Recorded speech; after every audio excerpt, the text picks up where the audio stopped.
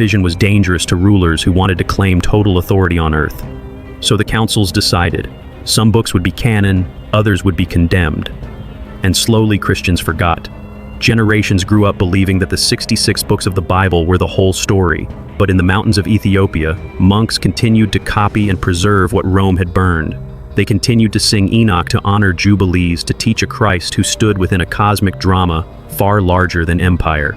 The Bible you hold may not be complete. The faith you know may have been trimmed, pruned, reshaped to fit the mold of empire.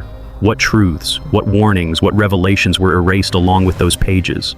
Consider what these lost books reveal about Satan. In Enoch, we are told of the Watcher's angels who defied their place and descended to earth. Their rebellion was not simply pride, it was seduction, the mingling of heaven and earth in forbidden ways. In Jubilees, we see a portrait of spiritual conflict that begins before Adam ever drew breath. Evil was not an afterthought, it was already at work in the heavenly realms. These texts expand the battlefield, reminding us that the struggle is older, deeper, and far more complex than the Western Bible alone reveals. This is why Ethiopia matters. Their canon forces us to ask whether we are missing parts of the truth. It challenges the arrogance of empire that claimed to decide which words of God would survive and which would die.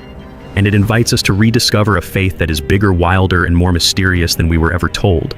But of course, such knowledge comes with a price. To read the books Rome erased is to realize that the neat lines of Western theology are not the whole story. It is to discover that Lucifer's fall is tangled with ancient rebellions, that Christ's coming was foretold in visions we were never shown, that the world we inhabit is layered with angelic and demonic realities empire tried to deny. If the scriptures of Ethiopia tell us truths Rome erased, then what else have we been blind to? What mysteries remain hidden, waiting to be uncovered? Stay with me, because in the next chapter we will uncover one of the most startling claims of these forbidden texts, that Lucifer was not simply the fallen one, but the tester of humanity, a shadow permitted by heaven itself. Chapter 9. Lucifer the Tester, not the fallen. What if the devil's role was never primarily rebellion but refinement?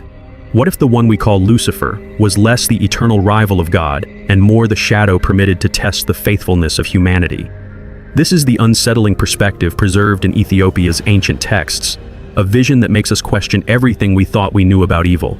Ethiopia's scriptures speak not of a neat story where Lucifer was hurled down once and for all, but of a lingering presence allowed to operate within the cosmic drama. He is described not only as the adversary, but as the examiner, the one who probes the heart, who exposes hidden motives, who presses against the soul to reveal what lies beneath the surface. Think of Paul's words in the New Testament. He speaks of a thorn in the flesh, a messenger of Satan sent to torment him. Paul begged 3 times for it to be removed, but the answer from heaven was clear.